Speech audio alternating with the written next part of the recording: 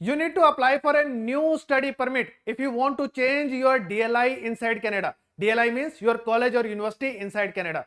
Whether you just landed in Canada and you want to switch your college or university, whether you are in between your study, you want to change your college or university, or whether you have completed your 1 year of study and you are taking one more year of study. Whenever you are going to change your DLI, it means your college or university, you will require to apply for a new study permit. But there is an exception as well. Exception is if you are going to start your study in January 2025 or May 2025, in that case, you can just submit an extension application and you can start your study in the new DLI as well. But there is a lot of confusion because there are so many rules in this particular exception. In this particular video, I am going to clear the confusion related to this particular topic, whether you require to apply for a new study permit or you can just submit extension application and you can start your study in the new DLI. So to understand this entire scenario, if you are already in the process of changing your DLI, then to clear all of your doubts, watch this video till the end. Hello everyone, welcome back to this YouTube channel Globexa Immigration. This is Jitendra Grover. So in this video, we are discussing whether you require to apply for a new study permit or just the extension application can work for you if you are already inside Canada or if you are going to go to Canada in future. So in that case, whether you want to change your DLI in January 2025 or May 2025 or after that, in that case, do you require to apply for a new study permit or not? To be clear, in most cases, you require to apply for a new study permit. If you are not already inside Canada and if you are going to go in future, then you will require to study in the same college or university with which you are going to get your visa. So be really clear in that. But if you are already inside Canada, then in that case, there can be an exception. So this rule was implemented on November 8, 2024. It was announced that time. There are so many situations where you require to apply for a new study permit if you are moving from primary to secondary level, secondary to post-secondary level. So different kind of situations are mentioned already. I am not going in deep of these situations. I will make a separate video for that. Today's video is just to clear the confusion of the exception. So I am making video for that. So you can just read down the situation. Primary or secondary level. So you are changing your DLI on primary level itself or secondary level. Then in that case, what is going to happen? Or moving from secondary to post-secondary level. Moving from post-secondary to secondary level. So you are downgrading your education. Moving between post-secondary levels of DLI, then what is going to happen? Or changing your DLI at the post-secondary level. So different type of situations are there which are mentioned. In most of the situations, if you are changing your DLI, in that case, you will require to apply for a new study permit. So if you are changing your college or university, especially after post-secondary level, you are an international student and you are changing your DLI, you are doing a UG diploma, you are doing a PG diploma, you are doing a bachelor's degree, master's degree, PhD, whatever you are doing. If you got your visa with some other university and now you want to change your university, you will require to apply for a new study permit.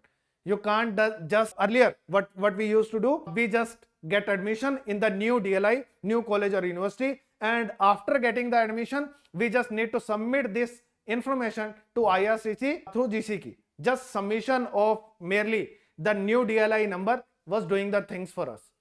And what we used to get this kind of study permit, this is my study permit. I got it for my PhD in 2019. So here in the column, there is one row. It is institution name and there was nothing mentioned on that. It was just normally designated learning institute in Quebec. That's it. And even if I needed to start my study somewhere else, even if Quebec is mentioned here, it was not a problem because it was allowed by rule. And if I needed to change my college from my university from Quebec to Ontario, it was not a problem. Same study permit worked for me in that scenario as well. So there was no mention of the name of the university or the DLI number of the university or college on the study permit. Field of study was mentioned, it was computing IT. So it was not particular. It was kind of a common study permit. Wherever I wanted, I could use it. And all the institutions, all the colleges and universities were able to accept it as well.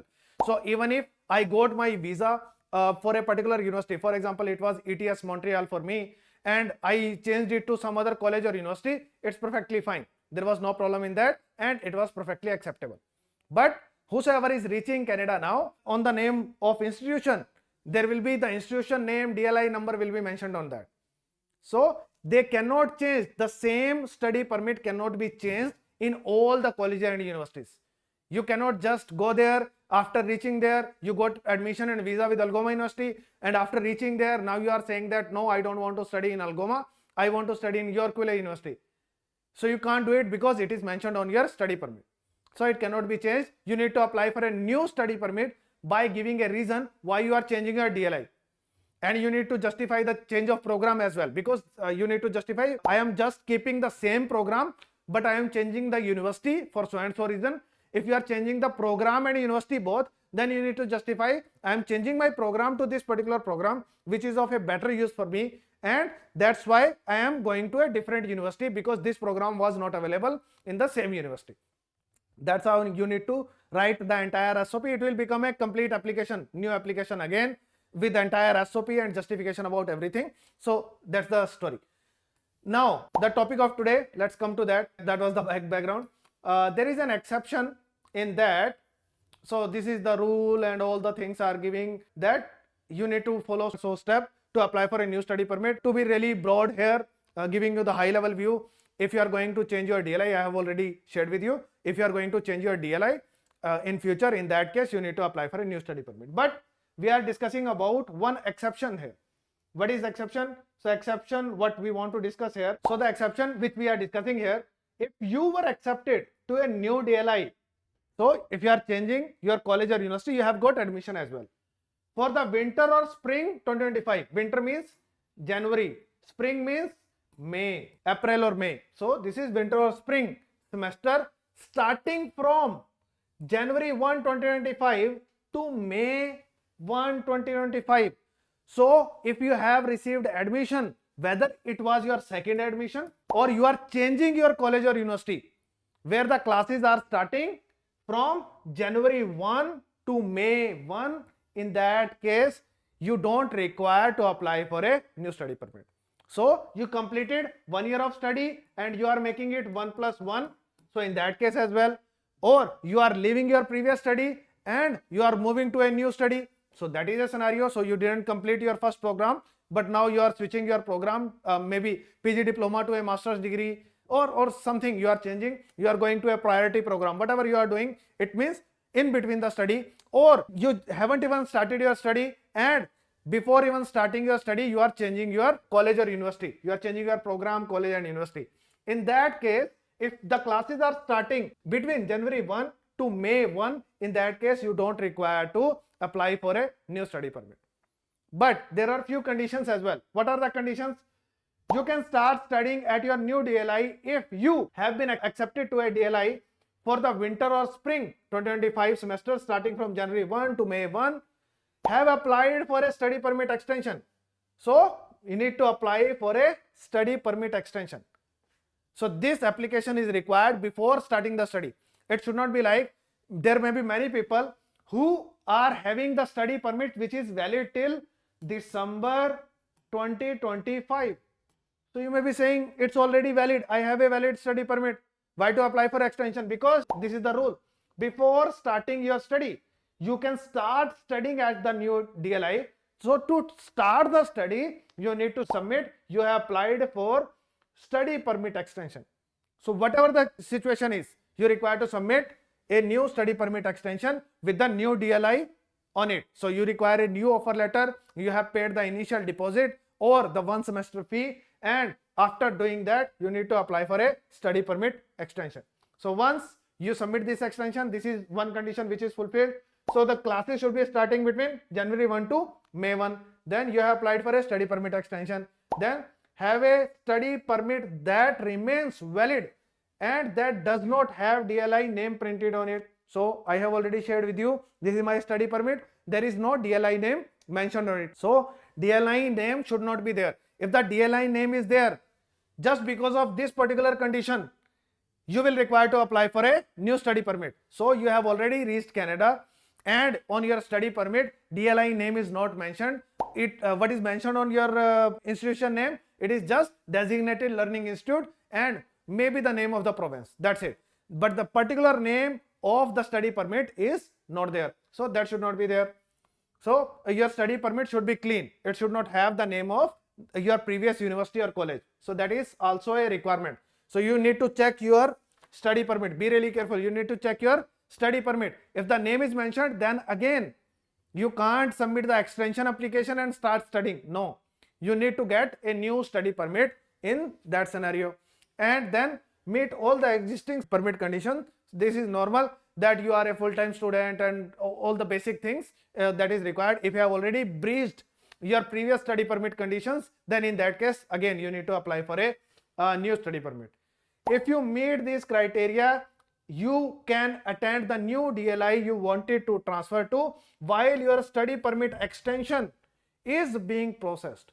So you can just submit study permit extension application and you can start your study. So for example, if you are going to IBU and your classes are going to be started on 15th or 16th and you are changing your DLI, so 15th or 16th of January 16th 2025 your classes are starting in IBU. You have taken master's degree here, and so it is between January 1 and May 1. So you are fulfilling the first condition. That is one, that is done. Second condition, as soon as we get the final letter of acceptance, we can submit extension application. Second is tick mark. Then we need to check it before submitting the application that DLI name should not be printed on the study permit. So this is your study permit. If the DLI name is not written on it, in that case we are good to go for the application. So two things we can check in advance whether we require to submit a new application or not. One, the start of classes between January 1 to May 1. So that is first, and name of DLI is not mentioned on the study permit. If these two conditions are done, in that case as soon as we get the admission, we get the final letter of acceptance, we can submit the study permit extension application and we can start our study in the new DLI. So I have given this IBU example to you. But in case you take May intake for IBU, what does it mean? That May intake means it may be starting after May 1st. If it is starting after May 1st, we are not meeting the first criteria, first condition. And if we are not meeting the first condition, in that case we will require to apply for a new study permit. Okay, so I hope the condition is clear. Who can apply for extension and start the study, and who cannot apply for the extension and cannot start the study. So this is what I wanted to clear. There are many people who have already applied for the extension application in October, November, somewhere around that, even in October, even in September, even before that, but they haven't got their results and they are going for their second program.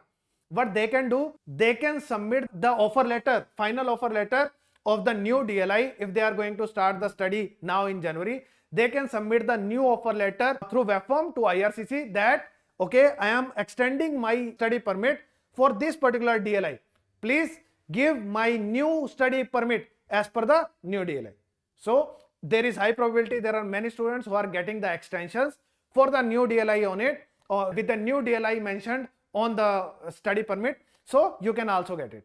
So if you are getting an offer letter January, February, March, April 2025 intakes, so in that case you can submit the offer letters which you are receiving now to IRCC, and just by submitting an extension application you can start your study. You don't require to apply for a new study permit. I hope the confusion should be clear with this particular video. If it is not clear, then you can leave your questions in the comment or call me on my number. If you are inside Canada or outside Canada and want to apply for a PR through TEF test, through French, in that case I have made a detailed video on this topic. This video is given here. You can watch this video as well. Thank you so much for watching this video till the end. See you in next video.